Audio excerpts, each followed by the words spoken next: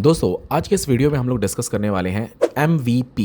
MVP क्या होता है और MVP एंड वायर फ्रेमिंग कितना इंपॉर्टेंट है आपके एप्लीकेशन के लिए। ये बहुत ज़्यादा इंपॉर्टेंट है आपको जानना अगर आप एक ऐप डेवलप कराने जा रहे हो। तो एक दो एग्जांपल दूंगा, आप समझ जाओगे और ये क्यों इंपॉर्टेंट है ये भी आप समझ जाओगे। ठीक है, आपको पता है जो पब्लिक न्यूज़ ऐप है ये इतना ज़्यादा हिट क्यों हुआ? क्या पब्लिक न्यूज़ ऐप के पहले कोई ऐप नहीं था? आपको पता है यूसी न्यूज़, यूसी ब्राउजर के जो न्यूज़ थे पोर्टल्स, खुद से आप न्यूज़ वगैरह अपडेट कर सकते हो, कितना पॉपुलर हुआ। डेली हंट शुरू से प्ले स्टोर पे, जब बहुत इतने स्मार्ट टेक्नोलॉजीज नहीं थी, छोटे छोटे फोन आते थे उस टाइम, 3G का जमाना था, तब से डेली हंट चल रहा है। ठीक है, इतने सारे बड़े ऐप होने के बाद, सभी न्यूज़ ब्रांड के न्यूज़ ऐप होने के बाद भी पब्लिक न्यूज़ हिट हो गया। इसके पीछे का कारण आप जानते हो क्या है? क्योंकि पब्लिक न्यूज़ ने सबसे पहले अपने ऐप की स्टार्टिंग की MVP से, मिनिमम वेएबल प्रोडक्ट। मिनिमम वेएबल प्रोडक्ट आप कह सकते हो। इसका मतलब ये होता है आपके एप्लीकेशन में उतनी ही फंक्शनैलिटी ऐड करना जितनी की आपको आपके बिजनेस को रन करने के लिए जरूरत है।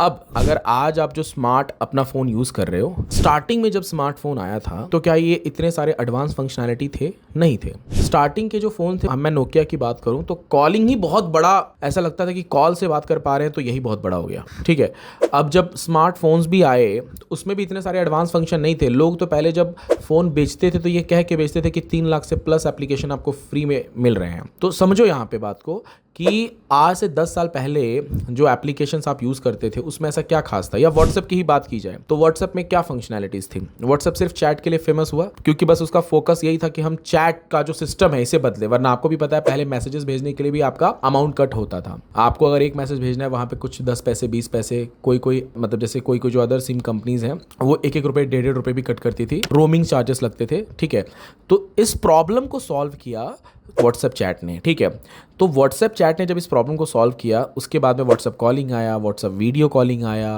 व्हाट्सएप में स्टेटस लगा सकते हो, आज व्हाट्सएप पे चैनल क्रिएट कर सकते हो, कम्युनिटी क्रिएट कर सकते हो, बहुत सारे एडवांस फंक्शन आए। बट शुरुआत कहाँ से हुई थी? सिर्फ चैट से।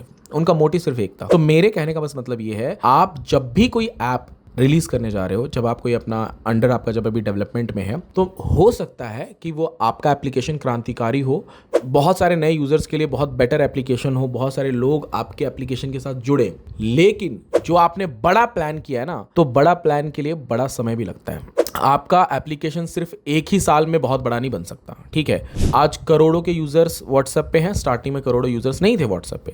यूट्यूब आज जितना ज्यादा हम यूज कर पा रहे हैं, जियो के आने से पहले हम उतना यूट्यूब को नहीं यूज करते थे। ठीक है, तो मिनिमम वेएबल प्रोडक्ट का मतलब यह है कि आपके एप्लीकेशन में उतने ही फंक्शनैलिटी आपको ऐड करना है शुरू में जितनी की उस एप्लीकेशन को रन करने के लिए और सक्सेसफुल बनाने के लिए नीडेड है। जो एक्चुअल में मार्केट की प्रॉब्लम को सॉल्व कर रहा हो ना, बर्निंग प्रॉब्लम को, उतना ही ऐड करो स्टार्टिंग में। इससे होगा क्या, अब ये समझो। इससे क्या होगा, आपके जो फालतू के एक्स्ट्रा कॉस्ट रहता है ना, डेवलपमेंट कॉस्ट, वो बच जाएगा। अब जैसे मान के चलो आप एक डेटिंग ऐप बना रहे हो। ठीक है, अब आप सोचो कि मैं डेटिंग ऐप में शुरू से ही कॉलिंग का फीचर दे दूं, वीडियो कॉलिंग का फीचर दे दूं, उसमें लाइव आने का फंक्शन दे दूं। ठीक है, तो ये 3 फंक्शन ही आपके एप्लीकेशन के डेवलपमेंट कॉस्ट को बहुत ज्यादा बढ़ा देंगे। लेकिन अगर आपने MVP रखा, MVP के हिसाब से अपने ऐप को डिज़ाइन किया, जहाँ पे एक यूज़र अपने जो जैसे मेल है तो वो फीमेल को चूज़ कर सकता है, अपने पार्टनर को सेलेक्ट कर सकता है, लाइक डिसलाइक कर सकता है और उनसे चैट कर सकता है। ये हो गया MVP। बस ये 2 फंक्शन, आपका ऐप डेवलपमेंट का कॉस्ट भी कम हो गया। जब आपका वो एप्लीकेशन इससे हिट होने लगे तब आपको जरूरत है वहाँ पे नए फंक्शनैलिटी, नए फीचर्स को इंट्रोड्यूस करने की। ठीक है, अब यहाँ पे आप ये बोलोगे कि अभी मार्केट में इतने ऐप चल रहे हैं, यहाँ पे अगर उनके सामने ऐसा ऐप हमने लाया तो हमारा ऐप हिट नहीं होगा।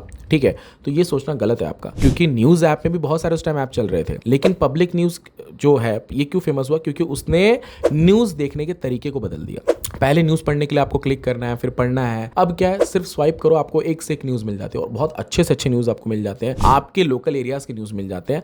तो ये उसने चेंज किया, MVP ही बना के किया। तो आप लोगों के देखने समझने का जब नजरिया बदलोगे MVP के जरिए, तब जाके आपका एप्लीकेशन हिट होगा और बाद में अपने अच्छे जो आपके फंक्शनैलिटीज हैं उनको इंट्रोड्यूस करो तो डेफिनेटली आप फायदे में रहोगे। ठीक है, ये पहला था मेरा पॉइंट। दूसरा आते हैं वायर फ्रेमिंग पे। अब ये वायर फ्रेमिंग क्या होती है? ठीक है, आप ये समझो कि आपके दिमाग में जो आइडिया चल रहा है, अब वो आप किसी को कैसे एक्सप्लेन करोगे? या चलो ठीक है, आपने रिक्वायरमेंट बता दिया, बट वो दिखेगा कैसा? ये जो होता है ना, ये आपको ऐप डेवलपमेंट कंपनी के साथ बैठ के, उनके डिजाइनिंग टीम के साथ बैठ के आपको पूरा डिजाइन करना है हर स्क्रीन को, कौन सा बटन कहां रहेगा। देखो क्या होता है, यूट्यूब पे जो अपलोड करने का बटन है ना, अगर कोई वीडियो अपलोड करना चाहते हो तो वो अपलोड का आइकन पहले राइट टॉप कॉर्नर पे होता था, बट आज वो अपलोड करने का बटन नीचे दिया गया है, क्योंकि यूट्यूब भी समझता है यूजर एक्सपीरियंस जो है, अगर किसी को वीडियो अपलोड करना है या लाइव आना है, वो ऊपर उसका अंगूठा जब तक जाएगा तो शायद कितनी बार ऐसा होता है कि मूड स्विच हो जाता है, जिसकी वजह से आदमी का मूड नहीं रहता तो वो नहीं जाता, बस उतने बटन की वजह से। हाँ समझ लो, इतना सही गैप है ये, पर बहुत बड़ी चीज है ये। आपको भी पता है कि कॉलगेट में सिर्फ एक मोटा छेद करने से आपका कॉलगेट बहुत ज्यादा यूज होने लगता है, जिसकी वजह से आप और कॉलगेट्स मार्केट में खरीद के लाते हो।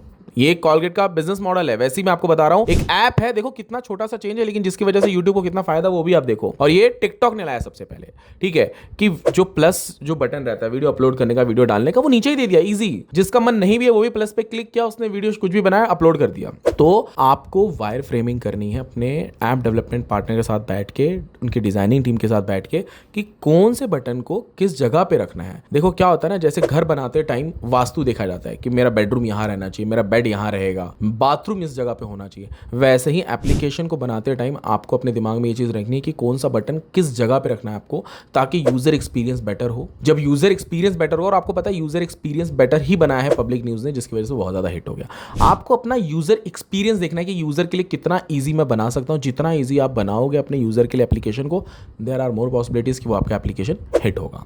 ठीक है, आप उसके अंदर वायर फ्रेमिंग में देखो, क्लिक करने पे क्या एनिमेशन आ रहा है, कैसे उनका यूजर का एक्सपीरियंस क्या है, वो जब दूसरे पेज पे लैंड कर रहा है, आपके एक पेज से दूसरे पेज पे जब स्विच कर रहा है तो वो कैसा फील कर रहा है, वहां पे उसको क्या क्या डेटा दिखाना है।